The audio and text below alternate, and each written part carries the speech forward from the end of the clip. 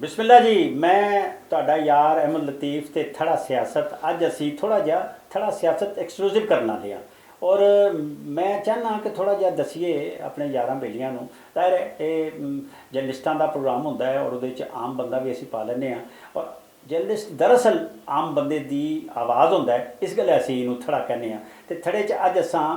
जावेद हुसैन नूं बुलवाया है। जावेद हुसैन जिहड़ा है वो बड़ियां जिन्हों कहने धांसू स्टोरियां उहदियां आंदियां ने ते ओह बड़ी बहस भी होंदी उन्हां ते मैं अज उन्हां कोल पुछना ये जिहड़ी जिन्हों बाई लाइन कहने आ ये होंदी की है ते आम बंदा जिहदा दिल करदा ओह अपना नां पा के ते बाई लाइन बना लैंदा है। बाई लाइन होंदी की है जरा दसना मैनूं। अहमद लतीफ़ साहब पहले तो बड़ा शुक्रिया तुसी मैनू अपने प्रोग्राम च बुलाया तो दूजी गल है कि साफ़ी दी जिहड़ी एक खास गल यही है कि वो आम तौर पर जो आम आवाम के नाल जिहड़े जुड़े हुकूमती फैसले ने या पॉलिसी मेकिंग जिहड़ी हो रही होंदी है उहदे ते आवाम नूं भी आगाह रखदा है ते आवाम के जिहड़े सेंटीमेंट्स ने उन्हां दा इजहार या उन्हां दा जिहड़ा रद्द-ए-अमल है वो हुकाम बाला तक भी पहुँच जाता है। एक बुनियादी तौर पर जिहड़ा साफियां दी एक बतौर साफ़ी जिहड़ा एक जिम्मेदारी बनती है। बाई लाइन दी तुसी भी माशाअल्लाह बड़े सीनियर सहाफ़ी हो, बड़ा टाइम तुसी मुख्तलिफ शोबा जिहड़े सहाफत दे शोबे ने उहदे च काम कीता है तो उहदे च बाई लाइन का मतलब है कि कोई ऐसी स्टोरी जिहड़ी कि एक्सक्लूसिवली तुहाडी अपनी होवे रिपोर्टर दी और उहदे नाल दे नाल उहनूं पब्लिश किया जाए अखबार च या टीवी चैनल उत्ते उहनूं ऑन एयर किया जाए तो वो स्टोरी पहले किसी कोल ना होवे तो बाई लाइन तुहाडे नां दे नाल पब्लिश की जाती है और वो क्रेडिट जिहड़ा है सारा वो उस साफ़ी नूं या रिपोर्टर नूं जांदा जिहड़ा वो स्टोरी लैके आंदा है। उहदे च इंपॉर्टेंट गल है कि दस्तावेजी सबूत के नाल कोई स्टोरी लियाई जाए जिंदे तमाम पहलू उहदे च मैंशन होन और बैलेंस स्टोरी होए ताकि आवाम जिहड़ी है वो आम तौर पर तमाम पहलुओं तो आगाह भी रहे और उहदे ते कोई तरदीद का जिहड़ा पहलू है वो शायद उहदे च कार फरमा ना रहे कि कोई तरदीद इस तरह की हो सके। लेकिन अमूमी तौर पर मुख्तलिफ इदारियां दे या कोई इदारा जाती कोई खबर होए तुहाडे कोल उहदे ते अमूमी तौर पर रद्द-ए-अमल इदारे दिंदे ने ताकि उन्होंने जिहड़ी एक सेंटिटी या उन्होंने जिहड़ी एक साख है वो मुतासर ना होवे। लेकिन साफ़ी का काम है इन्फॉर्मेशन लैके आंदे रहना और ऑथेंटिक इन्फॉर्मेशन लियाना तो बुनियादी तौर पर यही एक पर्पज़ है बाई लाइन के तौर पर। अच्छा साढ़े को इंज भी होंगे कई बार असी ना छेड़छाड़ करते होंगे सां हाँ भी तेनों बीटी आ गई है ये भी असी गल्लां करते उस नाले भी आते सां अच्छा भी ਇਹਦਾ नाम है तरदीद रिपोर्टर वो कई बंदे आए ना तरदीदा लैके आ जाते हैं और साढ़े रिपोर्टर जिहड़े ने कदे इंज भी हो गए वो पार्टी रिपोर्टर हो जाते हैं तर्जमान रिपोर्टर हो जाते हैं वो कई तर्जमान जिहड़े बन के उन्होंने प्राइड ऑफ परफॉर्मेंस वगैरह भी लै लिया एक सिलसिला चलता है और वो बहस जाहिर है शुगल ला रहा मैं इस सारी गल्लां असी थोड़ी चुंडी जी वढ़ लैंदे नाल गल भी करनी होंदी है तो ये कोशिश करते हैं कि किसी तरह इंज होवे तो फिर वो सिलसिला चलता रहता। लेकिन कुछ अदारे ऐसे हैं साढ़े कोल दो चार रह गए हुण जिहड़े स्टैंड कर जाते हैं वो आखते हैं जी ये वजाहत तो आ गई है पर साडा रिपोर्टर जो स्टैंड करता है और मैं समझना ये बड़ी गल होंदी है और बड़े रिपोर्टर की यही साख होंदी है। मैं चाहना जाहिर है नौजवान आदमी हो तुसी और दिहाई ते 15-20 साल तो हो ही गए तुहानूं इस शोबे च और सारा तुसां देखिया रेडियो देखिया टीवी देखिया अखबार देखिया सारियां तो मैं चाहना कि थोड़ा जिहा असी करिए कि खबर किस तरह का हाल हो जाता है बंदे का जदों उहदे कोल खबर होंदी है तो वैसे तो इंज लगता है कि जो कड़ुल पैंदे उन्होंने कि खबर फौरन असी दईए तो किसी पासे लाइए तो फिर जिहड़े छप जाती है फिर बार बार असी भी तकने तो हाँ जी ये आ गई है तो फिर वो तहलका भी मचाती है आलमी तौर पर मुकामी तौर पर भी। और जिस बंदे की जिन्होंने कहते ना जिहदा लाहौर मजबूत है और जिदा स्टैबलिशमेंट मजबूत होती है ना उसनों असी वड्डा रिपोर्टर कहने और साडे इस्लामाबाद च जाहिर है इस्लामाबाद इत्थे खबर बनती है इत्थों टुरदी है तो इत्थे मारी भी जाती है तो असी जिहड़े देख रहे हैं स्टैबलिशमेंट करने वाले जिहड़े लोग होंदे उन्होंने कोल वड्डियां खबरां होंदियां और खबरां पहुँच भी जांदियां उन्होंने कोल एक्सक्लूसिव करने वाले भी हैं जी। एस्टैबलिशमेंट तो थोड़ा तुसी और वाज़े कर दिओ देखण वालिਆਂ ਨੂੰ कि एस्टैबलिशमेंट तुसी गल कर रहे हो। अच्छा मैं स्टैबलिशमेंट डिवीजन की गल कर रहा मैं वो नहीं गल कर रहा पिंडी की गल ही नहीं कर रहा मैं इस्लामाबाद की गल कर रहा जे तो स्टैबलिशमेंट डिवीजन जिहड़ा है और मैं देखा है मेरे जाती दोस्तों में शुमार होंगे वो अमर रियास राणा है कुछ बंदे जिन्हों की स्टैबलिशमेंट डिवीजन बड़ा मजबूत है और सैकटरी और इस लेवल के लोग घर भी वो बुलाता है तो घर भी जाता उन्होंने और मैं समझना ये किसी रिपोर्टर का ਜ਼ਾਤੀ ਤਲਕ ਬਣ ਜਾਵੇ ਤੇ ਉਹ ਹੀ ਵੱਡਾ ਰਿਪੋਰਟਰ ਹੁੰਦਾ ਹੈ ਤੇ ਜੀ ਦੇਖੋ ਨਾ ਕਿਉਂਕਿ ਜਿਸ ਟਾਈਮ ਇੱਕ ਤਾਲਿਬ ਇਲਮ ਮਾਸ ਕਮਿਊਨੀਕੇਸ਼ਨ ਪੜ੍ਹਦਾ ਹੈ ਜਾਂ ਜਰਨਲਿਜ਼ਮ ਵਿੱਚ ਡਿਗਰੀ ਲੈਂਦਾ ਉਹਦੇ 'ਚ ਤੁਸੀਂ ਦੇਖਿਆ ਹੋਣਾ ਕਿ PR ਪਬਲਿਕ ਰਿਲੇਸ਼ਨਸ ਜਿਹੜਾ ਨਾ ਉਹ ਇੱਕ ਸਬਜੈਕਟ ਪੜ੍ਹਾਇਆ ਜਾਂਦਾ ਹੈ ਬਿਲਕੁਲ ਔਰ ਉਹ ਮਕਸਦ ਉਹਦਾ ਇਹੀ ਹੈ ਕਿ ਪਬਲਿਕ ਰਿਲੇਸ਼ਨਸ ਪਲੱਸ ਐਡਵਰਟੀਜ਼ਮੈਂਟ ਜਿਹੜਾ ਸਬਜੈਕਟ ਹੈ ਉਹ ਪੜ੍ਹਾਇਆ ਜਾਂਦਾ TV ਰੇਡੀਓ ਪਲੱਸ ਅਖਬਾਰਾਤ ਐਡੀਟੋਰੀਅਲ ਫੀਚਰ ਰਾਈਟਿੰਗ ਔਰ ਸਭ ਚੀਜ਼ਾਂ ਉਹਦੇ ਨਾਲ ਰਿਸਰਚ ਮੈਥਡੋਲੋਜੀ ਹੁੰਦੀ ਹੈ ਤੇ ਜਿਹੜਾ ਪਬਲਿਕ ਰਿਲੇਸ਼ਨਿੰਗ ਦਾ ਜਿਹੜਾ ਸਬਜੈਕਟ ਹੈ ਉਹਦਾ ਮਕਸਦ ਹੀ ਇਹੀ ਹੈ ਕਿ ਇੱਕ ਸਾਫੀ ਜਿਹੜਾ ਹੈ ਉਹਨੂੰ ਆਪਣੇ ਤਾਲੁਕਾਤ ਬਣਾਉਣ ਦੇ ਵਿੱਚ ਵੀ ਉਹਦਾ ਇੱਕ ਉਹਦੀ ਐਕਸਪਰਟਿਜ਼ ਹੋਣ ਔਰ ਤਾਲੁਕਾਤ ਕਿਸ ਤਰ੍ਹਾਂ ਬਣਾਉਣੇ ਨੇ ਉਹ ਸੇਮ ਪਬਲਿਕ ਰਿਲੇਸ਼ਨਸ ਦਾ ਜਿਹੜਾ ਇੱਕ ਕਿਰਦਾਰ ਦੱਸਿਆ ਗਿਆ ਹੈ ਕਿਤਾਬਾਂ ਦੇ ਵਿੱਚ ਵੀ ਉਸੇ ਤਰ੍ਹਾਂ ਦਾ ਹੁੰਦਾ ਹੈ ਤੇ ਜ਼ਰੂਰੀ ਹੈ ਔਰ ਦੂਸਰਾ ਹੈ ਕਿ ਤਜਰਬੇ ਦੇ ਨਾਲ ਨਾਲ ਵਕਤ ਦੇ ਨਾਲ ਨਾਲ ਤੁਹਾਡਾ ਜਿਹੜਾ ਤਾਲੁਕ ਜਿਹੜਾ ਹੈ ਆਪਣੀ ਫੀਲਡ ਦੇ ਵਿੱਚ ਉਹ ਇੱਕ ਜਿਹੜਾ ਰਿਲੇਸ਼ਨਸ਼ਿਪ ਡਿਵੈਲਪ ਹੁੰਦਾ ਹੈ ਉਹਦੇ ਨਾਲ ਤੁਹਾਡੀ ਟਰਸਟ ਬਿਲਡਿੰਗ ਵੀ ਹੁੰਦੀ ਹੈ ਇਹ ਡਾਕੂਮੈਂਟਸ ਦੀ ਸ਼ੇਅਰਿੰਗ ਹੋਣਾ ਜਾਂ ਸੋਰਸ ਤੋਂ ਖਬਰ ਆਣਾ ਉਹ ਟਰਸਟ ਦੇ ਬਗੈਰ ਨਹੀਂ ਹੋ ਸਕਦੀ ਜਾਂ ਫਿਰ ਉਹਦੇ ਪਿੱਛੇ ਕਾਰ ਫਰਮਾ ਕੁਝ ਆਪਣੇ ਵੈਸਟੇਜ ਇੰਟਰਸਟ ਹੁੰਦੇ ਨੇ ਕਿ ਅਗਰ ਕੋਈ ਪੋਲੀਟੀਕਲ ਪਾਰਟੀ ਦੀ ਕੋਈ ਸਿਆਸੀ ਖਬਰ ਹੈ ਜਿਹਦੇ ਇੰਪਲੀਕੇਸ਼ਨਸ ਜਿਹੜੀਆਂ ਨੇ ਉਹ ਸਿਆਸੀ ਤੌਰ ਤੇ ਉਹਨਾਂ ਨੂੰ ਫਾਇਦਾ ਦੇਗੀ ਉਹ ਫਿਰ ਖਬਰਾਂ ਦੇ ਵਿੱਚ ਲੀਕ ਵੀ ਕਰਦੇ ਨੇ ਜੀ ਉਹ ਡਾਕੂਮੈਂਟਸ ਜਿਹੜੇ ਨੇ ਉਧਰੋਂ ਵੀ ਆ ਜਾਂਦੇ ਨੇ ਲੇਕਿਨ ਬਿਊਰੋਕ੍ਰੇਸੀ ਔਰ ਐਸਟੈਬਲਿਸ਼ਮੈਂਟ ਡਿਵੀਜ਼ਨ ਜਿਹੜੀ ਹੈ ਕਿਉਂਕਿ ਬਿਊਰੋਕ੍ਰੇਸੀ ਨੂੰ ਡੀਲ ਕਰਦੀ ਹੈ ਔਰ ਬਰਾਹ ਰਾਸਤ ਵਜ਼ੀਰ ਆਜ਼ਮ ਦੇ ਅੰਡਰ ਹੁੰਦੀ ਹੈ ਕੈਬਨਿਟ ਐਸਟੈਬਲਿਸ਼ਮੈਂਟ ਡਿਵੀਜ਼ਨ ਤੇ ਐਸਟੈਬਲਿਸ਼ਮੈਂਟ ਡਿਵੀਜ਼ਨ ਕੈਬਨਿਟ ਡਿਵੀਜ਼ਨ ਦੇ ਜਿਹੜੇ ਫੈਸਲੇ ਨੇ ਉਹਨਾਂ ਨੂੰ ਤਹਿਰੀਰੀ ਤੌਰ ਤੇ ਨੋਟੀਫਾਈ ਕਰਨ ਵਾਸਤੇ ਅੱਗੇ ਇਸਤੇਮਾਲ ਹੁੰਦਾ ਹੈ ਖਾਸ ਤੌਰ ਤੇ ਬਿਊਰੋਕ੍ਰੇਸੀ ਵਾਸਤੇ ਔਰ ਨਾਲ ਜਿਹੜੀ ਕੈਬਨਿਟ ਡਿਵੀਜ਼ਨ ਔਰ ਕਿਉਂਕਿ ਤੁਹਾਨੂੰ ਪਤਾ ਵਜ਼ੀਰ ਆਜ਼ਮ ਇਹਨਾਂ ਨੂੰ ਹੈਡ ਕਰ ਰਹੇ ਹੁੰਦੇ ਨੇ 3-4 ਡਿਵੀਜ਼ਨਸ ਐਸੀਆਂ ਨੇ ਜਿਹਨੂੰ ਬਰਾਹ ਰਾਸਤ ਵਜ਼ੀਰ ਆਜ਼ਮ ਖੁਦ ਉਹਨਾਂ ਦੇ ਇੰਚਾਰਜ ਵਜ਼ੀਰ ਦੇ ਤੌਰ ਤੇ ਵਜ਼ੀਰ ਆਜ਼ਮ ਉਹਨਾਂ ਦਾ ਇੰਚਾਰਜ ਹੁੰਦਾ ਅੱਛਾ ਕਿ ਮੈਂ ਲੁਚ ਤਲਣਾ ਚਾਹਨਾ ਥੋੜਾ ਜਿਹਾ ਉਹ ਲੁਚ ਇਹ ਹੈ ਕਿ ਸਾਡੇ ਨਜ਼ੀਰ ਨਾਜੀ ਹੁੰਦੇ ਸਨ ਜ਼ਾਹਿਰ ਹੈ ਉਹ ਸੈਲਫ ਐਜੂਕੇਟਿਡ ਆਦਮੀ ਸਨ ਔਰ ਉਹ ਲਿਖਿਆ ਸੀ ਉਹਨਾਂ ਦੇ CV 'ਚ ਸੈਲਫ ਐਜੂਕੇਟਿਡ ਲੇਕਿਨ ਉਹਨਾਂ ਇੱਕ ਬੜਾ ਨਾਮ ਬਣਾਇਆ ਔਰ ਬੜੇ ਵੱਡੇ ਉਹ ਜਰਨਲਿਸਟ ਹੋਏ ਬੜੇ ਵੱਡੇ ਕਾਲਮ ਨਿਗਾਰ ਹੋਏ ਉਹਨਾਂ ਨਾਲ ਬਹਿਸ ਮੁਬਾਹਸਾ ਚੱਲਦੇ ਆ ਉਹਨਾਂ ਕਿਹਾ ਗੱਲ ਸੁਣੋ ਅਮਨਦੀਪ ਤੂੰ ਸ਼ਰਾਰਤੀ ਆਦਮੀ ਹੈ ਪਰ ਮੈਂ ਤੈਨੂੰ ਦੱਸ ਦਿਆਂ ਇਹ ਜਿਹੜੇ ਨੋਟਿੰਗ ਡਰਾਫਟਿੰਗ ਤੇ ਇਹ CSS ਤੇ ਇਹ ਦੇਵੋ ਇਹ ਆਪਣੀ ਜ਼ਿਆਦਾ ਛੁਪਾਉਣ ਵਾਸਤੇ ਹੈ ਇਹ ਸਾਰਾ ਜਿਹੜਾ ਉਹ ਡਰਾਮੇਬਾਜ਼ੀਆਂ ਕਰਦੇ ਪਏ ਅਸਲ 'ਚ ਜ਼ਾਨਤ ਇਹ ਹੁੰਦੀ ਹੈ ਕਿ ਤੁਸੀਂ ਕ੍ਰੀਏਟਿਵ ਕਿਤਨੇ ਹੋ ਪਰ ਕਿਸ ਸਤ੍ਹਾ ਤੇ ਗੱਲ ਕਰਦੇ ਹੋ ਤੇ ਇਹ ਅਗਰ ਇਹ ਸਾਰਾ ਸਿਲਸਿਲਾ ਰੁਕ ਜਾਵੇ ਨਾ ਤੇ ਸੂਰਤ ਹੋਰ ਤਰ੍ਹਾਂ ਦੀ ਹੋ ਜਾਂਦੀ ਹੈ ਦਰਅਸਲ ਇਹ ਸਾਰੇ ਸਾਨੂੰ ਅਜ਼ਾਬਾਂ 'ਚ ਪਾਇਆ ਇਹਨਾਂ ਨੇ ਇਹ CSS ਇਹ ਸਾਰਾ VIP ਇਹ ਸਾਰਾ ਜਿਹੜਾ ਇਹ ਲੋਕਾਂ ਨੂੰ ਆਮ ਆਦਮੀ ਨੂੰ ਲੋਕਾਂ ਕੋਲੋਂ ਦੂਰ ਕਰਨ ਵਾਸਤੇ ਇਹ ਇੱਕ ਢਕੋਸਲਾ ਹੈ ਜਿਹੜਾ ਵੈਸਟ ਦੀ ਤਰਫੋਂ ਆਇਆ ਉਹ ਸਾਰਾ ਮੈਂ ਇਸ ਤਾਂ ਬਹਿਸ ਨਹੀਂ ਕੀਤੀ ਮੈਂ ਠੀਕ ਹੈ ਜਨਾਬ ਮੰਨ ਲੈਂਦੇ ਹਾਂ ਜਹਾਲਤ ਹੀ ਛਪਾਈ ਹੈ ਤੇ ਤੁਸੀਂ ਜੋ ਹਾਲਾਤ ਦੇਖੇ ਨੇ CSS ਉਹਦੇ 'ਚ ਤੁਸੀਂ ਦੇਖੋ ਨਾ ਕਿ ਅਗਰ ਮੈਂ ਕੁਝ ਪਾਰਟ ਦੇ ਨਾਲ ਇਖਤਲਾਫੀ ਰਾਏ ਰੱਖਾਂਗਾ ਜੀ ਕਿਉਂਕਿ ਜਿਹੜੀ ਕਾਨੂੰਨ ਸਾਜ਼ੀ ਔਰ ਜਿਹੜੀ ਆਇਨ ਤੁਹਾਡਾ ਮੌਜੂਦ ਹੈ ਉਹ ਇੱਕ ਡਾਕੂਮੈਂਟਡ ਫਾਰਮ ਦੇ ਵਿੱਚ ਹੈ ਆਇਨ ਤੋਂ ਬਾਅਦ ਉਹਦੀ ਕਾਨੂੰਨ ਸਾਜ਼ੀ ਹੁੰਦੀ ਹੈ ਔਰ ਫਿਰ ਮੁਤਾਲਕਾ ਇਦਾਰਾ ਜਿਹਦੇ ਬਾਰੇ ਕਾਨੂੰਨ ਸਾਜ਼ੀ ਹੋ ਰਹੀ ਹੈ ਉਹ ਫਿਰ ਉਹਦੇ ਰੂਲਸ ਬਣਾਉਂਦਾ ਹੈ ਹੁਣ ਉਹ ਰੂਲਸ ਜਿਹੜੇ ਨੇ ਆਮ ਆਦਮੀ ਨੂੰ ਅਪਲਾਈ ਕਰਨ ਵਾਸਤੇ ਜਾਂ ਆਮ ਆਦਮੀ ਨੂੰ ਸਮਝਾਉਣ ਵਾਸਤੇ ਉਹ ਜਦੋਂ ਤੱਕ ਉਹਨਾਂ ਦਾ ਰੈਲੇਵੈਂਟ ਆਫੀਸਰ ਕੋਈ ਉਹ ਜਿਹੜਾ ਚੀਜ਼ਾਂ ਨੂੰ ਸਮਝਦਾ ਹੈ ਉਹ ਅੱਗੇ ਅਪਲਾਈ ਨਹੀਂ ਕਰੇਗਾ ਜਾਂ ਉਹ ਰੂਲ ਮੇਕਿੰਗ ਨਹੀਂ ਕਰੇਗਾ ਉਦੋਂ ਤੱਕ ਉਹਦਾ ਉਸ ਕਾਨੂੰਨ ਦਾ ਜਾਂ ਉਸ ਐਕਟ ਦਾ ਅਸਰ ਆਮ ਆਵਾਮ ਤੱਕ ਨਹੀਂ ਜਾਏਗਾ ਇਹਦੇ ਵਾਸਤੇ ਯਕੀਨੀ ਤੌਰ ਤੇ ਇੱਕ ਵਿਜ਼ਨਰੀ ਹੋਣਾ ਬਹੁਤ ਜ਼ਰੂਰੀ ਹੈ ਡਿਸੀਜਨ ਮੇਕਿੰਗ ਉਹਦੇ 'ਚ ਲਾਜ਼ਮੀ ਹੋਣੀ ਚਾਹੀਦੀ ਬੰਦੇ ਦੀ ਵਿਲ ਪਾਵਰ ਵੀ ਹੋਣੀ ਚਾਹੀਦੀ ਹੈ ਲੇਕਿਨ ਉਹਨੂੰ ਕਾਨੂੰਨ ਦੀ ਸਮਝ ਬੂਝ ਵੀ ਹੋਣਾ ਬਹੁਤ ਜ਼ਰੂਰੀ ਹੈ ਉਹਦੇ ਵਾਸਤੇ ਇੱਕ ਤਰੀਕਾਕਾਰ ਰਾਇਜ ਕੀਤਾ ਗਿਆ ਕਿ ਤੁਹਾਡੇ ਜਿਹੜਾ CSS ਕਰਕੇ ਜਾਂ PCS ਕਰਕੇ ਜਾਂ ਦੀਗਰ ਜੋ ਸਰਵਿਸਿਜ਼ ਨੇ ਉਹਨਾਂ 'ਚ ਕੰਪੀਟੀਸ਼ਨ ਆਵਾਮ ਦੇ ਵਿੱਚ ਬਹੁਤ ਜ਼ਿਆਦਾ ਕਿਉਂਕਿ ਹੁੰਦਾ ਉਸ ਤੋਂ ਫਿਰ ਜਿਹੜੇ ਚੁਣ ਕੇ ਜਿਹੜੇ ਆਫੀਸਰਸ ਨੇ ਉਹ ਤਾਂ ਕਿ ਸਰਵ ਕਰਨ ਪਬਲਿਕ ਆਫਿਸ ਹੋਲਡਰ ਬਣਨ ਔਰ ਪਬਲਿਕ ਸਰਵੈਂਟ ਦੇ ਤੌਰ ਤੇ ਆਣ ਅੱਛਾ ਬੜੀ ਮਜ਼ੇ ਦੀ ਗੱਲ ਹੈ ਕਿ ਪਬਲਿਕ ਸਰਵੈਂਟਸ ਕਹਿਲਾਉਂਦੇ ਨੇ ਇਹ ਸਾਰੇ ਲੇਕਿਨ ਪਬਲਿਕ ਸਰਵੈਂਟ ਕੋਈ ਨਹੀਂ ਹੁੰਦਾ ਜੀ ਇਹ ਸਾਰੇ ਆਕਾ ਬਣੇ ਹੁੰਦੇ ਨੇ ਔਰ ਸਾਰੇ ਅਫਸਰ ਸ਼ਾਹੀ ਹੁੰਦੇ ਨੇ ਕਿਉਂਕਿ ਐਸਟੈਬਲਿਸ਼ਮੈਂਟ ਡਿਵੀਜ਼ਨ ਇਹਨਾਂ ਨੂੰ ਚਲਾਉਣ ਵਾਸਤੇ ਇੱਕ ਪੂਰੀ ਡਿਵੀਜ਼ਨ ਹੈ ਤੇ ਅਫਸਰਾਂ ਦੀ ਟ੍ਰਾਂਸਫਰ ਪੋਸਟਿੰਗ ਹੋ ਗਈ ਉਹਨਾਂ ਦੀ ਤਨਜ਼ਲੀ ਹੈ ਜਾਂ ਪ੍ਰਮੋਸ਼ਨਸ ਨੇ ਔਰ ਫਿਰ ਉਹਨਾਂ ਦੀ ਟ੍ਰੇਨਿੰਗਸ ਨੇ ਇਹ ਸਾਰੀਆਂ ਚੀਜ਼ਾਂ ਇੱਕ ਗ੍ਰੇਡ ਤੋਂ ਦੂਜਾ ਤੇ ਤੀਜਾ ਤੇ ਚੌਥਾ ਤੇ ਇਹਦੇ ਵਿੱਚ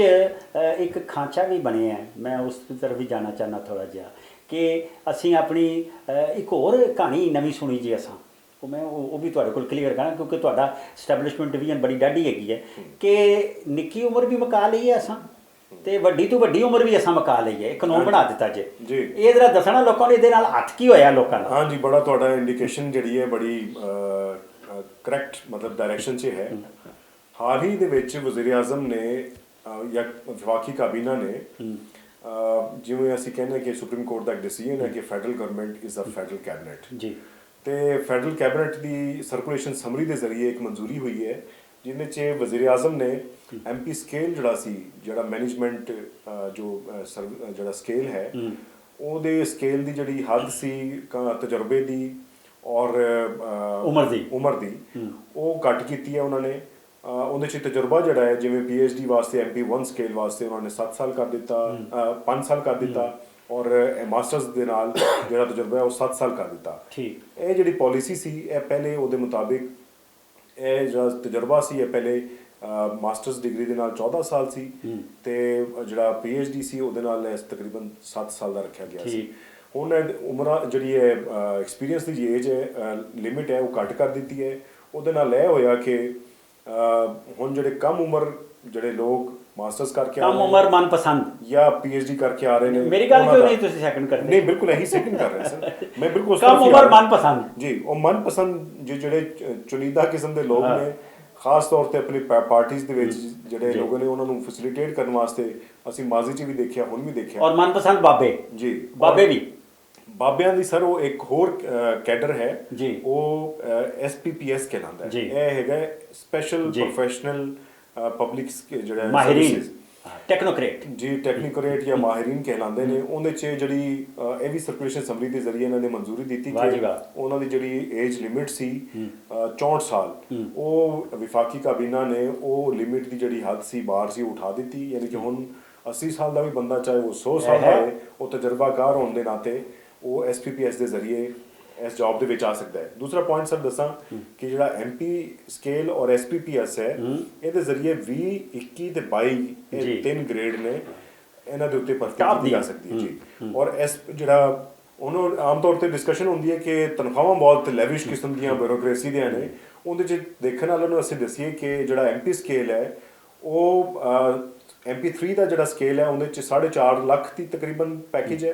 ਔਰ MP1 ਵਾਲਾ ਜਿਹੜਾ ਤਕਰੀਬਨ 12 ਤੋਂ 15 ਲੱਖ ਰੁਪਏ ਤੱਕ ਦਾ ਪੈਕੇਜ ਬਣਦਾ ਹੈ। ਉਸ ਤੋਂ ਨਾਲ ਤੁਹਾਨੂੰ ਦੱਸਾਂ ਕਿ ਜਿਹੜਾ SPPS ਵਾਲਾ ਸਕੇਲ ਹੈ ਉਹਦੇ 'ਚ 12.5 ਲੱਖ ਤੋਂ 13 ਲੱਖ ਤੋਂ ਤਨਖਾਹ ਸ਼ੁਰੂ ਹੁੰਦੀ ਹੈ SPPS 20ਵੇਂ ਗ੍ਰੇਡ ਤੋਂ ਔਰ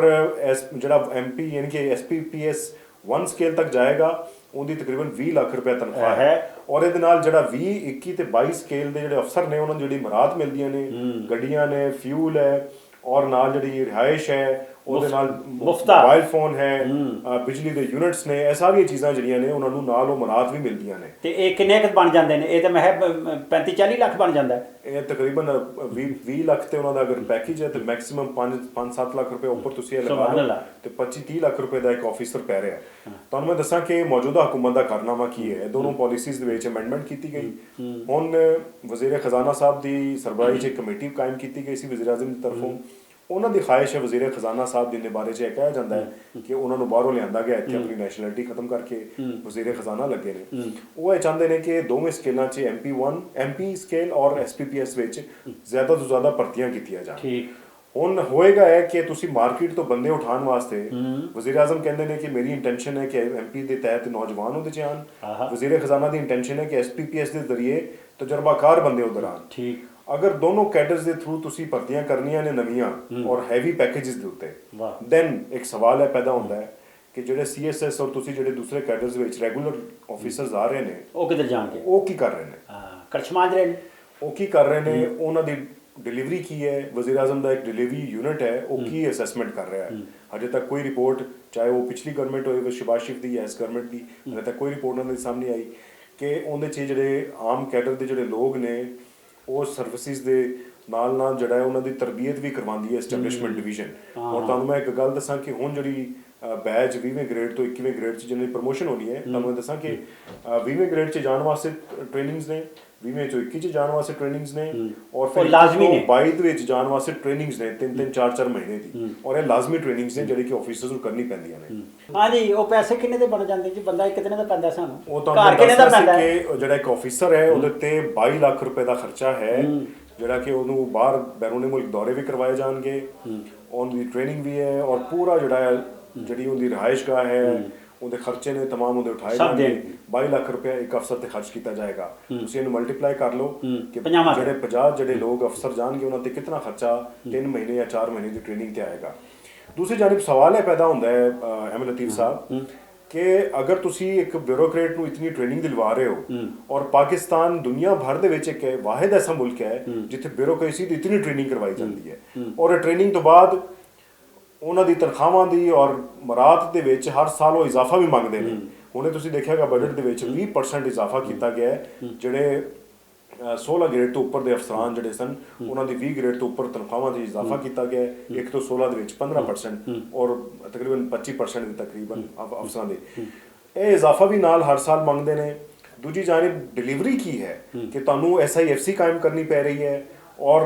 ਰਿਟਾਇਰਡ ਜਿਹੜੇ ਅਸਕਰੀ ਜਿਹੜੇ ਅਫਸਰਾਨ ਨੇ ਉਹਨਾਂ ਨੂੰ ਇਧਰ ਤਕਰਰੀਆਂ ਕਰਕੇ ਉਹਨਾਂ ਦੀ ਕਾਬਲੀਅਤ ਇਸਤੇਮਾਲ ਕਰਨੀ ਪੈ ਰਹੀ ਹੈ ਔਰ ਬਾਹਰੋਂ ਤੁਸੀਂ ਬੰਦੇ ਜਿਹੜੇ ਨੇ ਆਪਣੀ ਨੈਟਵਰਕਿੰਗ ਵਾਸਤੇ ਫਾਈਨੈਂਸ ਡਿਵੀਜ਼ਨ 'ਚ ਹੋਏ ਜਾਂ ਦੂਸਰੇ ਸੈਕਟਰਸ ਨੇ ਉੱਥੇ ਲਿਆਉਣ ਵਾਸਤੇ ਤੁਸੀਂ ਬਾਹਰੋਂ ਬੰਦੇ MPPS ਔਰ SPPS ਦੇ ਜ਼ਰੀਏ ਹਾਇਰਿੰਗ ਵਾਸਤੇ ਤੁਸੀਂ ਇਸ਼ਤਿਹਾਰ ਦੇ ਦਿੱਤੇ ਨੇ। ਇੱਕ ਪਾਸੇ ਤੁਸੀਂ ਨੌਨ ਕੈਡਰਸ ਜਿਹੜੇ ਲੋਕ ਨੇ ਉਹਨਾਂ ਨੂੰ ਹਾਇਰ ਕਰਨ ਦੀ ਗੱਲ ਕਰ ਰਹੇ ਹੋ SPPS MP ਸਕੇਲ ਦੇ ਥਰੂ ਮਾਹਿਰੀਨ ਦੇ ਨਾਂ ਤੋਂ ਔਰ ਦੂਸਰੀ ਤਰਫ ਜਿਹੜੀ ਬਿਊਰੋਕ੍ਰੇਸੀ ਇਤਨੀ ਟ੍ਰੇਨਿੰਗ ਕਰ ਰਹੀ ਹੈ ਉਹ ਕਿਸ ਖਾਤੇ 'ਚ ਜਾ ਰਹੀ ਹੈ, ਉਹਨਾਂ ਦੇ ਖਰਚੇ ਵੀ ਇਤਨੇ ਹੋ ਰਹੇ ਨੇ, ਉਹ ਡਿਲੀਵਰ ਕੀ ਕਰ ਰਹੇ ਨੇ। ਅਗਰ ਉਹ ਪਾਲਿਸੀ ਮੇਕਿੰਗ ਨਹੀਂ ਕਰ ਸਕਦੇ ਔਰ ਮਾਰਕੀਟ 'ਚ ਤੁਸੀਂ ਬੰਦਾ ਚੱਕ ਕੇ ਪਾਲਿਸੀ ਮੇਕਿੰਗ ਕਰਵਾਉਣੀ ਹੈ ਤੇ ਇਹਨਾਂ ਦੇ ਪੈਸੇ ਕਿਉਂ ਲਾਉਂਦੇ ਹੋ? ਇਹਨਾਂ ਦੇ ਪੈਸੇ ਕਿਉਂ ਲਾਉਂਦੇ ਹੋ? ਤੁਹਾਨੂੰ ਮੈਂ ਦੱਸਾਂ ਕਿ ਬਿਊਰੋਕ੍ਰੇਸੀ ਦੇ ਵਿੱਚ ਇੱਕ ਅਫਸਰ ਐਸਾ ਵੀ ਹੈ ਜਿਹੜਾ ਸੈਕਟਰੀ ਲੈਵਲ ਦੇ ਉੱਤੇ ਇਸ ਟਾਈਮ MP ਸਕੇਲ ਦੇ ਵਿੱਚ ਉਹਨੂੰ ਭਰਤੀ ਕਰਕੇ ਉਹਨੂੰ ਇੱਕ ਵਜ਼ਾਰਤ ਦਾ ਸੈਕਟਰੀ ਲਾਇਆ ਹੋਇਆ ਹੈ। ਠੀਕ ਕਿ ਤੁਹਾਡੇ ਕੋਲ ਕੈਪੇਬਲ ਲੋਕ ਹੀ ਕੋਈ ਨਹੀਂ ਬਿਊਰੋਕ੍ਰੇਸੀ 'ਚ ਕਿ ਜਿਹੜੀ ਟ੍ਰੇਨਿੰਗਸ ਕਰਨ ਤੋਂ ਬਾਅਦ ਜਾ ਕੇ ਉਹ ਮਿਨਿਸਟਰੀਜ਼ ਦੀ ਜਿਹੜੀ ਕਿਆਦਤ ਹੈ ਕਿਉਂਕਿ ਮਿਨਿਸਟਰੀ ਦਾ ਸੈਕਟਰੀ ਬੜੀ ਅੱਛਾ ਇਹ ਗਰੀਬ ਜਿਹਾ ਬੰਦਾ ਵੀ ਹੈ ਸੀ ਉਹਦੀ ਜਨਾਨੀ ਨੇ ਆਖਿਆ ਮੇਰੀ ਫੀਸ ਮਾਫ ਕਰੋ ਮੇਰੇ ਬੱਚਿਆਂ ਦੀ ਉਹ ਮੈਂ ਸਰ ਤੁਸੀਂ ਮਸਕੀਨ ਮੇਰੇ ਆਦਮੀ ਖਿਆਲ 'ਚ ਹਾਂ। ਗਾਲਬਨ ਆਹ ਚੀਮਾ ਸਾਹਿਬ ਦੀ ਗੱਲ ਕਰ ਰਹੇ ਗਰੀਬ ਆਦਮੀ ਇੱਕ ਉਹ ਐਸਟੈਬਲਿਸ਼ਮੈਂਟ ਡਿਵੀਜ਼ਨ ਦੇ ਹੀ ਇੰਚਾਰਜ ਵੀ ਹੈਗੇ ਨੇ ਵਜ਼ੀਰ ਨੇ ਉਹਨਾਂ ਦੀ ਐਲੀਓ ਨੇ ਪਿਛਲੇ ਦਿਨੋਂ ਉਹਨਾਂ ਦੀ ਸਕੂਲ ਜਿਹੜਾ ਲਾਹੌਰ ਦੇ ਵਿੱਚ ਸੀ ਬੱਚਿਆਂ ਦਾ ਉੱਥੋਂ ਕੋਈ ਟ੍ਰਾਂਸਫਰ ਹੋਇਆ ਬੱਚਿਆਂ ਦਾ ਇੱਧਰ ਆ ਗਏ ਤੇ ਹੁਣ ਉਹ ਵਾਪਸ ਜਾ ਕੇ ਉੱਥੇ ਕਰਵਾਉਣਾ ਚਾਹ ਰਹੇ ਸੀ ਤੇ ਉਹ ਸਕੂਲ ਨੇ ਇਤਰਾਜ਼ ਕੀਤਾ। ਵੈਸੇ ਉਸ ਵੇਲੇ ਪੈਸੇ ਕਿੰਨੇ ਲੈ ਰਹੇ ਸੀ? ਉਸ ਵਕਤ ਸਾਨੂੰ ਕਿਸੇ ਜ਼ਰਾਏ ਨੇ ਦੱਸਿਆ ਕਿ ਆਹ ਚੀਮਾ ਸਾਹਿਬ ਜਿਹੜੇ ਨੇ ਉਹ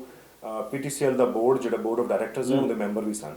ਔਰ ਉਹਨਾਂ ਦਾ ਸਾਲਾਨਾ ਜਿਹੜਾ ਇੱਕ ਵਜ਼ੀਫਾ ਕਹਿ ਲਓ ਜਾਂ ਉਹਨਾਂ ਨੂੰ ਜਿਹੜੇ ਸਾਲਾਨਾ ਪੈਸੇ ਮਿਲੇ ਉਹ ਤਕਰੀਬਨ $1 ਲੱਖ ਉਹਨਾਂ ਨੂੰ ਦਿੱਤਾ ਗਿਆ PTCL ਬੋਰਡ ਦੀ ਤਰਫੋਂ ਔਰ ਮੀਟਿੰਗਸ ਔਰ ਜਿਹੜੇ ਲੌਜਿਸ ਵਗੈਰਾ ਜਿਹੜਾ ਉਹਨਾਂ ਦਾ ਹੁੰਦਾ ਰਿਹਾ ਸਾਰਾ ਟਰੈਵਲਿੰਗ ਦਾ ਬੋਰਡ ਮੀਟਿੰਗਸ ਅਟੈਂਡ ਕਰਨ ਵਾਸਤੇ ਉਹਨਾਂ ਦੇ ਪੈਸੇ ਅਲੱਗ ਦੇ ਦਿੱਤੇ ਗਏ ਨੇ ਤੇ $1 ਲੱਖ ਦਾ ਤੁਸੀਂ ਐਸਟੀਮੇਟ ਲਗਾਓ ਕਿ ਕਿੰਨੀ ਅਮਾਉਂਟ ਬਣਦੀ ਹੈ। ਉਸ ਤੋਂ ਇਲਾਵਾ ਵੀ ਆਹ ਚੀਮਾ ਸਾਹਿਬ ਸਟਿਲ ਜਿਹੜੇ ਜ਼ਰਾਏ ਬਤਾ ਰਹੇ ਨੇ ਕਿ ਉਹ ਬੋਰਡ ਦੇ ਮੈਂਬਰ ਹਾਲੇ ਤੱਕ ਵੀ ਉਹਨਾਂ ਦੀ ਵੈਬਸਾਈਟ ਤੇ ਮੌਜੂਦ ਨੇ। ਮਾਸ਼ਾਅੱਲਾ। ਸੈਕੰਡਲੀ ਜਿਹੜੀ ਸਪਾਰਕੋ ਹੈ ਉਹਦੇ ਵਿੱਚ ਜੋ ਬੋਰਡ ਆਫ ਮੈਂਬਰ ਡਾਇਰੈਕਟਰਸ ਹੈ ਉਹਨਾਂ ਦੇ ਵੀ ਉਹ ਮੈਂਬਰ ਉਹਦੇ ਚ ਹੈਗੇ ਨੇ ਤੇ ਤੁਸੀਂ ਅੰਦਾਜ਼ਾ ਲਗਾਓ ਕਿ ਬੋਰਡ ਆਫ ਮੈਂਬਰਸ ਦੇ board of directors the member ਹੋਣ ਤੋਂ ਇਲਾਵਾ ਉਹਨਾਂ ਦੀ ਮਿਨਿਸਟਰੀ ਵੀ ਹੈ ਵਿਫਾਕੀ ਵਜ਼ੀਰ ਦਾ ਉਹ ਸੁਭਾਨ ਅੱਲਾਹ ਉਹ ਲੈ ਤੁਹਾਡੇ ਕੋਲ ਮਰਾਤ ਅਲੱਗ ਚੋਪੜੀਆਂ ਨਾਲੇ ਦੋ ਜੀ। ਅੱਛਾ ਇਹ ਇੱਕ ਗੱਲ ਹੋ ਠੀਕ ਹੈ। ਇੱਕ ਹੋਰ ਦੂਜੀ ਗੱਲ ਹੈ ਇਹ ਜਿਹੜੇ ਟ੍ਰੇਨਰਸ ਨੇ ਰੱਖੇ ਨੇ ਨਾ ਉਹ ਮੈਂ ਸੁਣਿਆ ਮੇਰੇ ਕੋਲ ਖਬਰ ਆਈ ਹੈ ਬੜੀ ਬਾਵਸੂਖ ਜ਼ਰਾਏ ਤੋਂ ਕਿ CSP CSS ਤੇ ਇਹਨਾਂ ਬੜੇ ਪੜ੍ਹਿਆਂ ਲਿਖਿਆਂ ਚੁਣੀਦਾ ਤੇ ਕਰੀਮ ਕਿਸਮ ਦੇ ਲੋਕਾਂ ਨੂੰ ਟ੍ਰੇਨ ਕਰਨ ਵਾਸਤੇ ਅਨਪੜ੍ਹ ਜੇ ਜਾਂ ਐਵੇਂ ਵਾਜਬੀ ਜੀ ਤਲੀਮ ਵਾਲੇ ਲੋਕ ਵੀ ਰੱਖੇ ਨੇ ਤੇ ਉਹ ਜ਼ਹਿਨੀ ਸਤਹ ਉਹਨਾਂ ਦੀ ਇਤਨੀ ਹੈ ਕਿ ਇੱਕ ਬਜ਼ੁਰਗ ਔਰ ਸੀਨੀਅਰ ਜਿਹੜਾ ਬਿਊਰੋਕਰੇਟ ਹੈ ਉਹਦੀ ਇਤਨੀ ਇਨਸਲਟ ਕੀਤੀ ਹੈ ਕਿ ਇੱਕ ਹਾਰਟ ਅਟੈਕ ਦੂਜਾ ਹਾਰਟ ਅਟੈਕ ਤੋਂ ਮਾਰੇ ਵੀ ਗਏ। ਬਿਲਕੁਲ ਸਰ ਇਹ ਵੀ ਰਿਕਾਰਡ ਦੇ ਉੱਤੇ ਹੈ। ਤੁਹਾਨੂੰ ਦੱਸਾਂ ਕਿ ਇਹ ਜਿਹੜੀ ਬਿਊਰੋਕ੍ਰੇਸੀ ਹੈ ਇਹਨਾਂ ਦੀ ਟ੍ਰੇਨਿੰਗਸ ਵਾਸਤੇ ਤੁਹਾਡੇ ਕੋਇਟਾ ਪਿਸ਼ਾਵਰ ਲਾਹੌਰ ਕਰਾਚੀ ਇਸਲਾਮਾਬਾਦ ਇਹਨਾਂ ਦੇ ਨੈਸ਼ਨਲ ਇੰਸਟੀਚਿਊਟਸ ਬਣਾਏ ਗਏ ਨੇ ਜਿਨ੍ਹਾਂ 'ਚ ਇਹਨਾਂ ਦੀ ਟ੍ਰੇਨਿੰਗਸ ਹੁੰਦੀਆਂ ਨੇ। ਇਸ ਤੋਂ ਇਲਾਵਾ ਮਿਡ ਕੈਰੀਅਰ ਸੀਨੀਅਰ ਕੈਰੀਅਰ ਦੇ ਜਿਹੜੇ ਲੋਕ ਨੇ ਉਹਨਾਂ ਵਾਸਤੇ ਅਲੱਗ ਸਕੂਲ ਨੇ ਔਰ ਉਹਨਾਂ ਦਾ ਜਿਹੜਾ ਤੁਸੀਂ ਗੱਲ ਕਰ ਰਹੇ ਹੋ ਇਹ ਲਾਹੌਰ ਦੇ ਵਿੱਚ ਮੈਨੇਜਮੈਂਟ ਸਕੂਲ ਹੈ ਜਿਹਨੂੰ ਮੈਨੇਜਮੈਂਟ ਲਾਹੌਰ ਮੈਨੇਜਮੈਂਟ ਜਾਂ ਨੈਸ਼ਨਲ ਮੈਨੇਜਮੈਂਟ ਸਕੂਲ ਕਾ ਕਿਹਾ ਜਾਂਦਾ ਹੈ NMC ਕਾਲਜ ਕਿਹਾ ਜਾਂਦਾ ਹੈ ਨੈਸ਼ਨਲ ਮੈਨੇਜਮੈਂਟ ਕਾਲਜ। ਉਹਦੇ 'ਚ ਇਹ ਜਿਹੜੀ ਤੁਸੀਂ ਜ਼ਿਕਰ ਕਰ ਰਹੇ ਹੋ ਜਿਸ ਅਫਸਰ ਦਾ ਉਹ 20ਵੇਂ ਗ੍ਰੇਡ ਦੇ ਫੋਰਨ ਅਫੇਅਰਸ ਦੇ ਵਜ਼ੀਰ ਸੀ 20ਵੇਂ ਗ੍ਰੇਡ ਦੇ ਡਾਕਟਰ ਦਿਆਰ ਖਾਨ। ਉਹਨਾਂ ਦਾ ਤਕਰੀਬਨ ਜੂਨ ਦੇ ਵਿੱਚ ਇਹ ਕੋਰਸ ਉਹ ਚੱਲ ਰਿਹਾ ਸੀ। ਉਸ ਦੌਰਾਨ ਕੋਰਸ ਦੇ ਵਿੱਚ ਜੋ ਜ਼ਰਾਇਰ ਨੇ ਦੱਸਿਆ ਕਿ ਉਹਨਾਂ ਦੀ ਪ੍ਰੈਜੈਂਟੇਸ਼ਨ ਸੀ ਆਇਨੇ ਪਾਕਿਸਤਾਨ ਦੇ ਉੱਤੇ ਜਿਨ੍ਹਾਂ ਦੇ ਵਿੱਚ ਜਿਸ ਟਾਈਮ ਉਹ ਪ੍ਰੈਜੈਂਟੇਸ਼ਨ ਦਿੱਤੀ ਤੇ ਉਹਨਾਂ ਦਾ ਜਿਹੜਾ ਟ੍ਰੇਨਰ ਸੀ ਜਿਹਦੇ ਬਾਰੇ ਦੱਸਿਆ ਜਾਂਦਾ ਕਿ ਉਹ ਨੌਨ CSS ਲੋਕ ਨੇ ਉੱਥੇ ਫੈਕਲਟੀ ਦੇ ਵਿੱਚ ਜਿਹੜੀ ਟ੍ਰੇਨਿੰਗਸ ਕਰਵਾ ਰਹੇ ਸੀ। ਉਹਨੇ ਇਨਸਲਟਿੰਗ ਬਿਹੇਵੀਅਰ ਜਿਹੜਾ ਹੈ ਉਹ ਇਖਤਿਆਰ ਕੀਤਾ, ਜਿਹਦੇ ਤੇ ਉਹ ਦਿਲ ਬਰਦਾਸ਼ਤਾ ਹੋ ਕੇ ਉਹਨਾਂ ਨੂੰ ਉਸ ਦੌਰਾਨ ਉਹਨਾਂ ਦਿਨਾਂ ਦੇ ਵਿੱਚ ਹਾਰਟ ਅਟੈਕ ਹੋਇਆ, ਉਹਨਾਂ ਨੂੰ ਹਸਪਤਾਲ ਮੁੰਤਕਿਲ ਕੀਤਾ ਗਿਆ। ਇੱਥੇ ਹਸਪਤਾਲ ਇਸਲਾਮਾਬਾਦ ਦੇ ਵੀ ਇੱਕ ਅੱਛੇ ਹਸਪਤਾਲ ਦੇ ਵਿੱਚ ਰਹੇ ਉਹ। ਟ੍ਰੀਟਮੈਂਟ ਤੋਂ ਬਾਅਦ ਦੁਬਾਰਾ ਫਿਰ ਉਹਨਾਂ ਨੂੰ ਉੱਥੇ ਭਿਜਵਾ ਦਿੱਤਾ ਗਿਆ। ਉਸ ਦੌਰਾਨ ਦੁਬਾਰਾ ਫਿਰ ਉਹਨਾਂ ਨੂੰ ਹਾਰਟ ਅਟੈਕ ਹੋਇਆ ਤਾਂ ਹਸਪਤਾਲ ਮੁੰਤਕਿਲ ਕੀਤਾ ਗਿਆ ਔਰ ਉਸ ਵਕਤ ਉਹਨਾਂ ਦੀ ਫਿਰ ਡੈਥ ਹੋ ਗਈ। ਔਰ ਇਸ ਗੱਲ ਭੇਜਿਆ ਗਿਆ ਕਿ ਉਹਨਾਂ ਦਾ ਤਾਂ ਕੋਰਸ ਹੀ ਮੁਕੰਮਲ ਨਹੀਂ ਹੋਇਆ ਤਾਂ ਪ੍ਰਮੋਟ ਨਹੀਂ ਹੋ ਸਕਦੇ। ਜੀ ਇਸੇ ਤਰ੍ਹਾਂ ਹੀ ਹੈ। ਔਰ ਉਹਦੇ ਤੇ ਜਿਹੜੇ ਸੈਕਟਰੀ ਫੋਰਨ ਅਫੇਅਰਸ ਨੇ ਉਹਨਾਂ ਨੇ ਬਕਾਇਦਾ ਤੌਰ ਤੇ ਇੱਕ ਪ੍ਰੋਟੈਸਟ ਵਾਲਾ ਖਤ ਜਿਹੜਾ ਹੈ ਉਹ ਸੈਕਟਰੀ ਐਸਟੈਬਲਿਸ਼ਮੈਂਟ ਨੂੰ ਲਿਖਿਆ ਕਿ ਸਾਡਾ ਅਫਸਰ ਜਿਹੜਾ ਹੈ ਉਹ ਇਸੇ ਤਰ੍ਹਾਂ ਇਨਸਲਟ ਕਰਨ ਦੀ ਵਜ੍ਹਾ ਨਾਲ ਉਹਦੀ ਡੈਥ ਹੋਈ ਹੈ, ਇਹਦੀ ਤਹਿਕੀਕਾਤ ਕਰਵਾਈਆਂ ਜਾਣ। ਹੁਣ ਉਹ ਤਹਿਕੀਕਾਤ ਉੱਥੇ ਨੇ। ਮੈਂ ਐਸਟੈਬਲਿਸ਼ਮੈਂਟ ਡਿਵੀਜ਼ਨ ਵੈਸੇ ਤਾਂ ਕਤਲ ਹੈਗਾ ਜੀ, ਐਸਟੈਬਲਿਸ਼ਮੈਂਟ ਡਿਵੀਜ਼ਨ ਨੂੰ ਪੁੱਛਿਆ, ਲਿਖਿਆ, ਉਹਨਾਂ ਨੇ ਕੋਈ ਜਵਾਬ ਨਹੀਂ ਦਿੱਤਾ। ਉਹਨਾਂ ਨੇ ਕਿਹਾ ਕਿ ਇਹ ਮੈਨੇਜਮੈਂਟ ਸਕੂਲ ਦਾ ਮਾਮਲਾ ਹੈ ਔਰ ਉਹ ਉੱਥੇ ਕਿਉਂਕਿ ਰਿਟਾਇਰਡ ਅਫਸਰ ਜਾਂ ਪ੍ਰਾਈਵੇਟਲੀ ਉਹ ਚੱਲਦੇ ਨੇ, ਉੱਥੇ ਇਹ ਸਿਸਟਮ ਉਹਨਾਂ ਦਾ ਉਹੀ ਦੱਸ ਸਕਦੇ ਨੇ। ਲੇਕਿਨ ਉਹ ਆਫਿਸਰ ਦਾ ਇੰਤਕਾਲ ਹੋ ਗਿਆ। ਉਹਦੀ ਲੈਟਰ ਜਿਹੜਾ ਬਹੁਤ ਸਾਰੇ ਬਿਊਰੋਕਰੇਟਸ ਨੇ ਜਿਹੜੇ ਕਿ ਫੋਰਨ ਆਫਿਸ ਦੇ ਸੀ, ਉਹਨਾਂ ਨੇ ਲਿਖ ਕੇ ਐਸਟੈਬਲਿਸ਼ਮੈਂਟ ਡਿਵੀਜ਼ਨ ਨੂੰ ਭੇਜਿਆ ਜੁਲਾਈ ਦੇ ਸਟਾਰਟ ਦੇ ਵਿੱਚ ਕਿ ਇਸ ਮਾਮਲੇ ਦੀ ਤਹਿਕੀਕਾਤ ਕਰਵਾਈਆਂ ਜਾਣ। ਹੁਣ ਤੁਸੀਂ ਦੇਖੋ ਕਿ ਜਿਹੜੇ ਮੈਨੇਜਮੈਂਟ ਸਕੂਲ ਬਣਾਏ ਨੇ ਇਹਨਾਂ ਨੇ, ਉਹਨਾਂ ਦੀ ਫੈਕਲਟੀ ਦੇ ਉੱਤੇ ਕੁਐਸਚਨ ਮਾਰਕ ਹੈ ਕਿ ਉਹ ਇਤਨੀ ਟ੍ਰੇਨਿੰਗ ਕਰਵਾ ਰਹੇ ਨੇ, ਪੈਸੇ ਲੈ ਰਹੇ ਨੇ, ਔਰ ਜਿਹੜਾ ਫੈਕਲਟੀ ਮੈਂਬਰ ਜਿਹੜਾ ਹੈ ਉਹ ਕਿਸ ਤਾਲੀਮ ਦੇ ਨਾਲ ਉਹਦਾ ਕਿਸ ਲੈਵਲ ਹੈ, ਔਰ 20ਵੇਂ ਗ੍ਰੇਡ ਜਾਂ 21ਵੇਂ ਗ੍ਰੇਡ ਦੀ ਜਿਹੜੇ ਅਫਸਰਾਂ ਦੀ ਟ੍ਰੇਨਿੰਗਸ ਕਰਵਾ ਰਹੇ ਨੇ, ਉਹ ਟ੍ਰੇਨਿੰਗ ਕਿਸ ਤਰ੍ਹਾਂ ਦੀ ਟ੍ਰੇਨਿੰਗ ਹੋ ਰਹੀ ਹੈ। ਉਹ ਅੰਡਰ ਪ੍ਰੈਸ਼ਰ ਰੱਖੇ ਜਾਂਦੇ ਨੇ। ਜਿਸ ਤੋਂ ਬਾਅਦ ਇਸ ਤਰ੍ਹਾਂ ਦਾ ਵਾਕਿਆ ਪੇਸ਼ ਆਇਆ। ਇੱਕ ਤੁਹਾਨੂੰ ਇਹ ਵੀ ਦੱਸਾਂ ਕਿ 152 ਜਿਹੜੇ ਨੇ ਉਹ ਸਰਕਾਰੀ ਮਹਿਕਮਿਆਂ ਦੇ ਟ੍ਰੇਨਿੰਗ ਸਕੂਲਸ ਔਰ ਜਿਹੜੇ ਸੈਂਟਰਸ ਬਣੇ ਨੇ, 152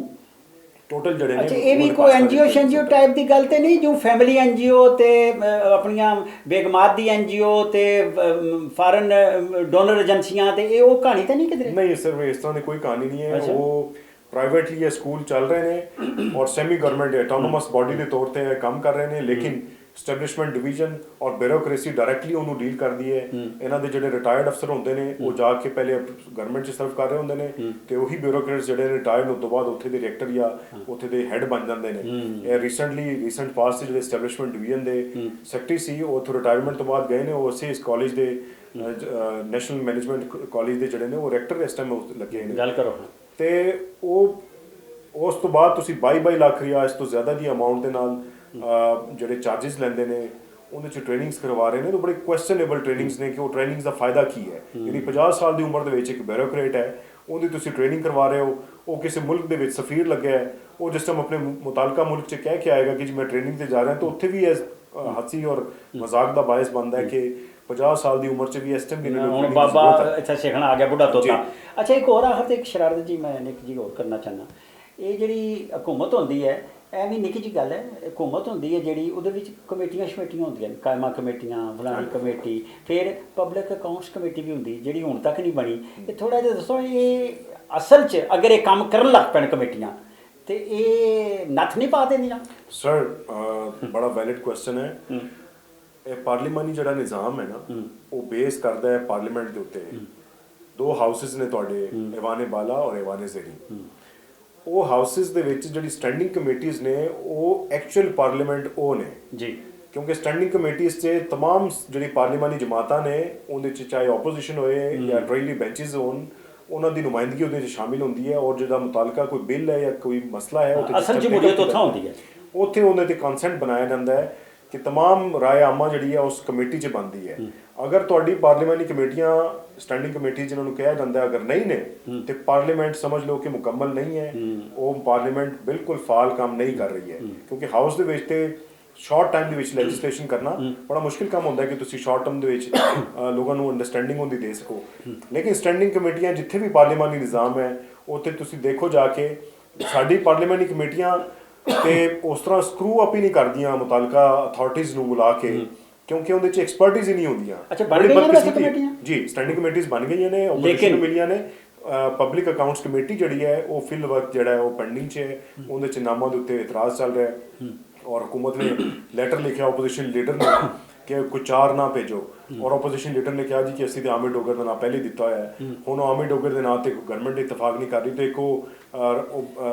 ਹੁਣ ਤੇ ਆਪੋਜੀਸ਼ਨ ਦਾ ਵੀ ਰੌਲਾ ਪੈ ਗਿਆ ਨਾ ਜੀ। ਆਪੋਜੀਸ਼ਨ ਦਾ ਵੀ ਰੌਲਾ ਪੈ ਗਿਆ, ਪਾਰਟੀ ਕਿਹੜੀ ਹੈ ਕਿਹੜੀ ਨਹੀਂ ਹੈਗੀ, ਬੱਲਾ ਕਿੱਦਾਂ ਹੈ ਉਹ ਨਹੀਂ ਹੈ, ਬੜਾ ਰੌਲਾ ਮਾਮਲਾ ਤੋਂ ਉਸ ਤਰਫ ਚਲੇ ਗਿਆ। ਇਹ ਗੱਲ ਤੇ ਵੱਧਦੀ ਜਾਵੇ ਤੇ ਕਿੱਥੇ ਤੇ ਕਿੱਥੇ ਟੁੱਟ ਜਾਂਦੀ ਹੈ। ਅੱਜ ਅਸਾਂ ਜਿਹੜੀ ਗੱਲ ਕੀਤੀ ਹੈ ਇਹ ਥੋੜਾ ਸਿਆਸਤ ਐਕਸਕਲੂਸਿਵ ਹੈ,